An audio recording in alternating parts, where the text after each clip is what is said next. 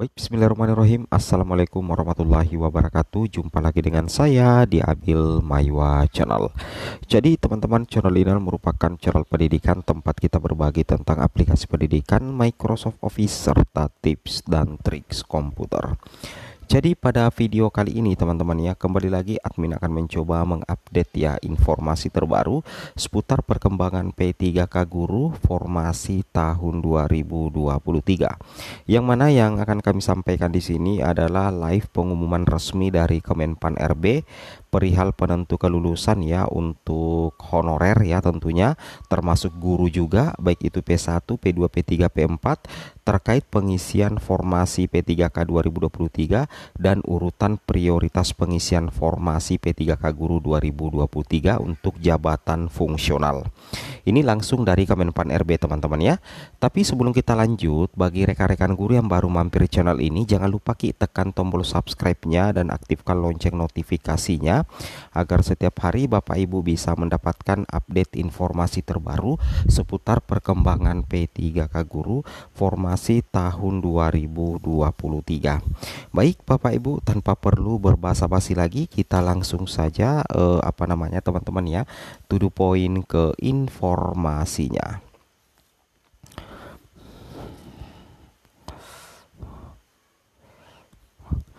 Kalau kita perhatikan di sini teman-teman ya, ada pengumuman resmi dari Menteri Pan RB terkait nilai ambang batas untuk seleksi kompetensi ya P3K untuk jabatan fungsional guru 2023. Wow, ini tentunya menjadi kabar baik ya. Dan kalau saya perhatikan di sini sudah ada bobot nilai untuk formasi umum dan formasi khusus teman-teman ya. Coba kita perbesar sedikit. Nah, jelas sekali di sini ini resmi teman-teman ya dari Kemenpan terkait nilai ambang batas seleksi kompetensi P3K untuk jabatan fungsional guru.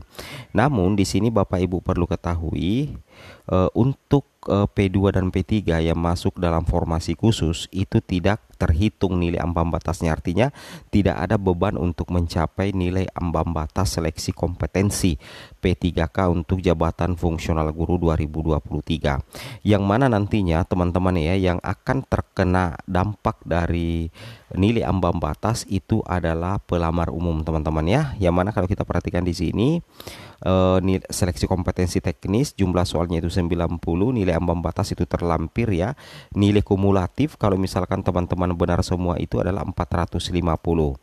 Nah, kalau kita perhatikan untuk bobot nilai di sini sudah jelas terpampang teman-teman ya. Untuk formasi umum itu berlaku benar salah. Kalau benar menjawab itu mendapatkan bobot 5, salah menjawab atau tidak menjawab dapat bobot 0.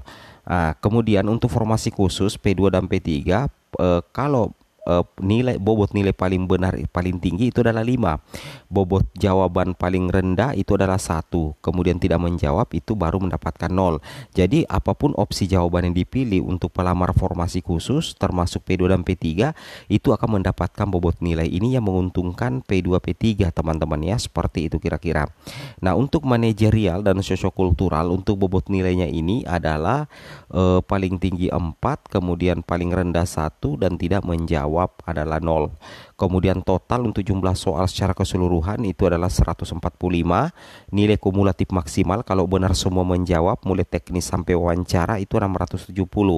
Durasi untuk pelamar umum 130 menit ya.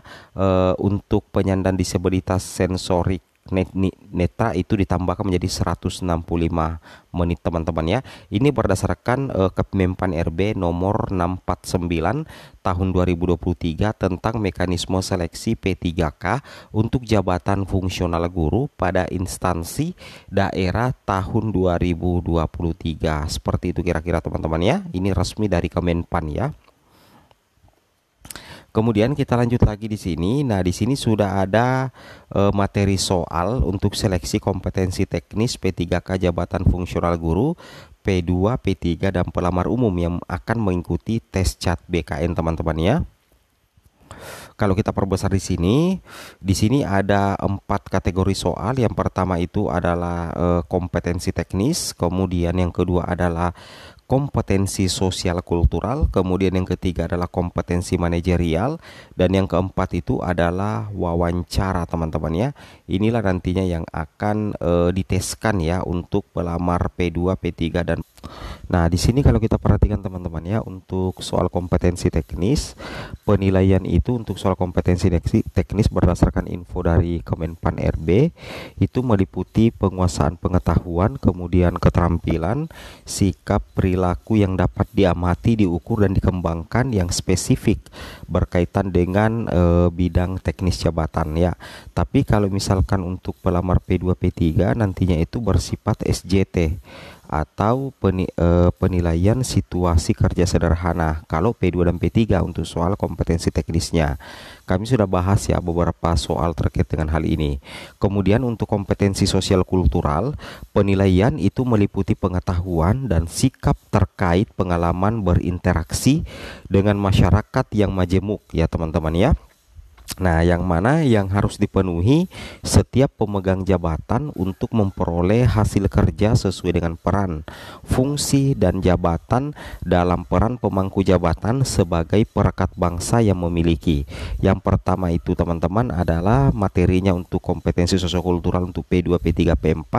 Yang pertama itu adalah kepekaan terhadap keberagaman, kemudian kemampuan berhubungan sosial, kepekaan terhadap pentingnya persatuan, dan yang berikutnya itu adalah empati ya.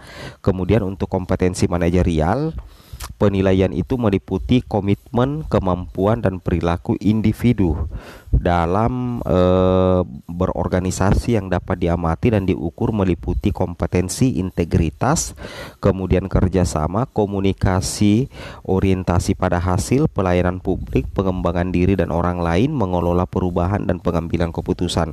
Ini adalah materi soal kompetensi manajerial P3K Guru tahun 2023 termasuk P2, P3 dan pelamar umum. Jadi yang membedakan soal antara P2, P3 dan pelamar umum itu hanya di bagian kompetensi teknis teman-teman, karena kalau P2, P3 itu kompetensi teknisnya adalah semacam SJT, penilaian kerja situasi penilaian situasi kerja sederhana teman-teman, yaitu terkait dengan masalah pembelajaran, tupoksi guru dan kinerja guru, seperti itu kira-kira ya. Oke, kemudian kita lanjut lagi teman-teman sekalian. Nah, di sini lagi untuk kriteria pelamar sebagaimana yang diinformasikan oleh Kemenpan RB melalui postingannya ini. Kriteria pelamar itu ada dua berdasarkan urutan prioritas. Jadi yang diprioritaskan dulu adalah formasi khusus. Yang mana formasi khusus itu teman-teman ya, itu diurut lagi ada tiga. Yang paling diutamakan adalah P1 atau dikatakan pelamar prioritas atau yang memenuhi nilai ambang batas pada seleksi P3K Guru tahun 2021 dan belum pernah dinyatakan lulus pada seleksi P3K Guru sebelumnya. Jadi berarti ini dikatakan guru lulus PG teman-teman ya, atau kita kenal dengan istilah P1. Kemudian urutan kedua adalah XTHK2 atau P2 atau kategori 2 teman-teman ya. Ini yang terdaftar pada database BKN. Kemudian yang ketiga itu adalah guru non ASN di sekolah negeri. Itu terdaftar pada Dapodik Kemendikbudristek. Kemudian dengan masa kerja itu minimal 3 tahun seperti itu ya. Kemudian untuk formasi umum itu adalah lulusan PPG, itu yang ada sertifikat pendidiknya melalui jebolan lulusan PPG, dan sertifikat pendidiknya itu teman-teman terdaftar pada database kelulusan PPG di Kemdikbudristek. Kemudian guru non ASN. Nah, ini banyak yang mempertanyakan kenapa guru non ASN ini termasuk guru swasta yang tidak lolos PG dan guru negeri yang tidak lolos PG dengan masa kerja di bawah 3 tahun dan terdaftar di Dapodik Kemdikbudristek baik negeri maupun swasta, seperti itu ya. Kemudian kita lanjut lagi teman-teman ya. Oke. Kemudian berikutnya di sini adalah inilah yang menjadi penentu kelulusan Bapak Ibu, yaitu pengisian formasi P3K jabatan fungsional guru. Itu tentunya seleksi CAT itu untuk formasi khusus. Untuk P1 nilainya itu diambil dari nilai kelulusan tahun 2021 teman-teman ya. Sedangkan kemudian berikutnya adalah kelulusan berdasarkan peringkat terbaik tanpa nilai ambang batas. Ini berlaku untuk P1, P2 dan P3. Sedangkan kalau formasi umum itu kelulusannya itu berdasarkan nilai ambang batas dan berperingkat terbaik. Inilah kelebihan dari P2 P3 teman-teman ya, di seleksi CAT nanti yang teman-teman ya. Mantap jiwa ya. Oke. Kemudian untuk komposisi alokasi formasi itu berdasarkan urutan prioritas, yaitu formasi khusus dan formasi umum diurut mulai dari P1, THK2, guru non ASN, dan yang terakhir itu adalah pelamar umum. Nah, di sini dikatakan pengisian formasi P3K jabatan fungsional guru didahulukan secara berurutan teman-teman, mulai dari pelamar prioritas, ex-THK2, guru non ASN di sekolah negeri, dan pelamar umum ya. Seperti itu kira-kira ya. Semoga bermanfaat. Assalamualaikum warahmatullahi wabarakatuh.